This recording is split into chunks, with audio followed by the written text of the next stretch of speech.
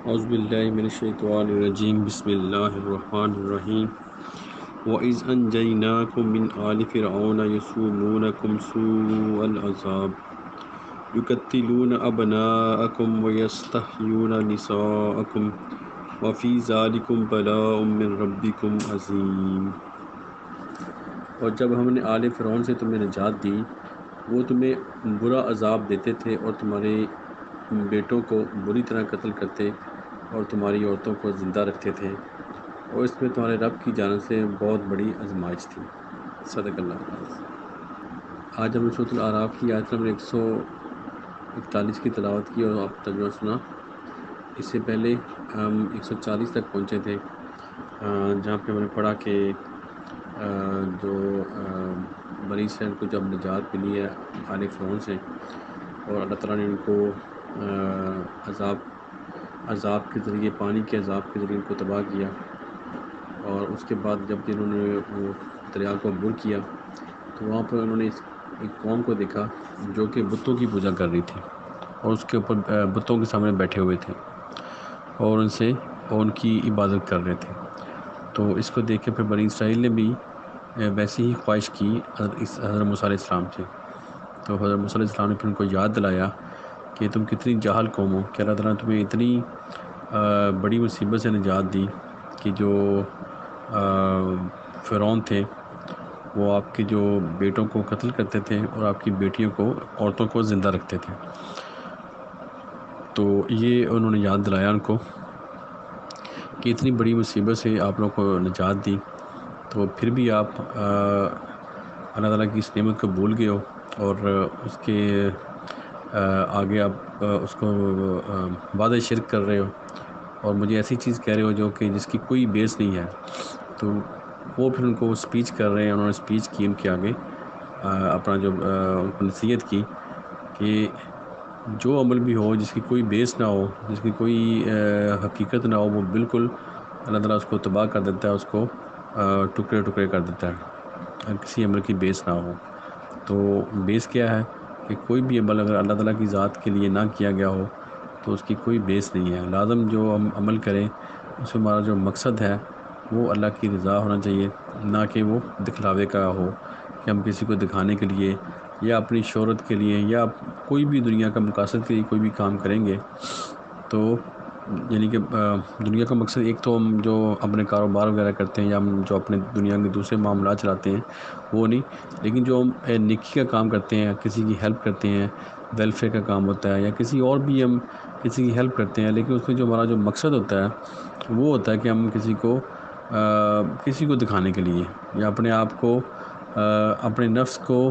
کہہ لیں کہ اپنے نفس کی خوشی کے لیے کہ لوگ مجھے دیکھیں گے اور میری تعریف کریں گے، تو اس طرح کا کوئی بھی عمل ہوگا اس کی جو کوئی بیس نہیں ہوتی، اور اللہ تعالیٰ اس کو تباہ کر دے گا۔ تو یہی لوگ جو تھے وہ جنہوں نے بت بنائے ہوئے تھے اور اس کی پوجا کر رہے تھے، تو اس عمل کی بھی کوئی بیس نہیں، اس لیے اللہ تعالیٰ اس کو بھی تباہ کرے گا۔ تو یہ جو احسان انہوں نے ان کو یاد دلایا حضرت موسیٰ علیہ السلام نے، تو ان کا یہی مقصد تھا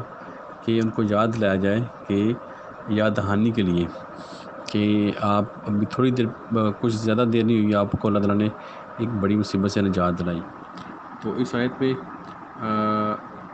وہی جو پیچھے ہم نے آیت پڑھی تھی کہ اللہ تعالیٰ حضرت موسیٰ علیہ السلام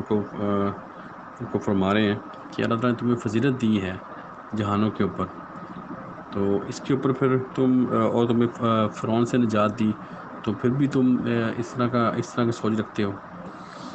تو یہ بنی اسرائیل کے جیسے ہم نے کل پڑھا تھا کہ اس کے جو فرعون تھا، انہوں نے جگہ جگہ اپنے مجسمے بنائے ہوئے تھے پورے اس میں ایجپٹ کے اندر۔ تو مجسموں کو سب جو بھی لوگ وہاں سے گزرتے تو ان کے اوپر ضروری تھا کہ ان کو سجدہ کر کے یا جھک کے یا سلام کر کے وہاں سے گزرتے ہیں۔ تو یہ پوری یعنی سب کے لیے لازمی تھا، سب کے لیے ایک لا تھا یہ۔ تو جو نہیں کرتا تھا اس کو پھر وہی سخت سزا دیتے تھے۔ ایک تو یہ سختی کی وجہ سے وہ یہ ان کو ضروری تھا، دوسرا پھر یہ کرتے کرتے پھر جو ان کے لاشعور میں بیٹھ گیا، اور جو ان کی جو دوسری نسل آئی، اس کے بعد جو تیسری نسل آئی، تو پھر وہ ان کو آپ کہہ لیں کہ ان کے خون میں چیز شامل ہوگی کہ جو یہ بتوں کے آگے جھکنا، تو یہ چیز پھر ان کو آگے بھی انہوں نے وہ ان کے اندر سے نکلی نہیں۔ تو حضرت موسیٰ علیہ السلام نے اس کے اوپر بہت ان کے اوپر غصے کا اظہار کیا، اور ان کو اللہ تعالیٰ کے احسانات تھے وہ یاد دلائے۔ تو اس لیے ہمیں اس میں ہمارے لیے کیا سبق ہے کہ جب ہم کسی مشکل میں ہوتے ہیں، جب اللہ تعالیٰ ہمیں نجات دے دے تو ہمیں وہ جو اللہ تعالیٰ کے اس احسان کو یاد رکھنا چاہیے، اور کوئی ایسا عمل نہیں کرنا چاہیے جو کہ اللہ تعالیٰ کی ناراضگی کا اور اللہ کے غصے کا سبب بنے۔ تو یعنی کہ جب بھی ہم ہر انسان کو کوئی نہ کوئی زندگی میں مشکل پیش آتی ہے، کوئی نہ کوئی پریشانی میں مبتلا ہوتا ہے وہ، تو اللہ تعالیٰ اس کو پھر وہ نجات بھی دیتے ہیں، اس کو آسانی بھی دیتے ہیں، اس کو اس کی مشکل دور بھی کر دیتے ہیں۔ تو ہمیں کوشش کرنی چاہیے کہ ہم وہ عمل دوبارہ نہ دہرائیں جس کی وجہ سے ہم اس مشکل میں پھنسے ہوں، کیونکہ اللہ تعالیٰ نے فرمایا کہ کوئی بھی مصیبت جب انسان کے اوپر یا کسی کے اوپر نہیں آتی، لیکن اس کا انسانوں کے ہاتھوں کی جو کمائی ہوتی ہے اس کی وجہ سے ہوتی ہے۔ تو اللہ تعالیٰ فرماتے ہیں کہ بہت سے جو گناہ ہیں، جو بہت سی غلطیاں اللہ تعالیٰ معاف فرما دیتے ہیں، یعنی کہ ہمارے جو زیادہ تر جو گناہ ہیں، زیادہ تر جو غلطیاں ہیں وہ اللہ تعالیٰ معاف فرما دیتے ہیں، اور اس کی ہمیں وہ کہہ لیں کہ پنشمنٹ نہیں دی جاتی، ہمیں مہلت دی جاتی ہے۔ لیکن پھر بھی کچھ نہ کچھ ان کی یہ اللہ کی رحمت ہے کہ کچھ نہ کچھ پنشمنٹ کی جاتی ہے تاکہ وہ جو انسان ہے وہ نصیحت حاصل کرے۔ تو جیسا کہ ہم نے دیکھا کہ فرعون اور اس کی جو قوم تھی اس کو بھی اللہ تعالیٰ نے 7 قسم کے جو عذاب تھے وہ دیے، اور 8ویں دفعہ پھر ان کو اللہ تعالیٰ نے ان کو تباہ کیا۔ تو اسی طرح ہمیں بھی کوشش کرنی چاہیے کہ اللہ تعالیٰ جب ہمیں کسی مصیبت سے نجات دے تو ہم جو اپنے گناہ ہیں، اپنی غلطیوں کو سدھاریں، اس کو دوبارہ وہ گناہ اور غلطیاں رپیٹ نہ کریں،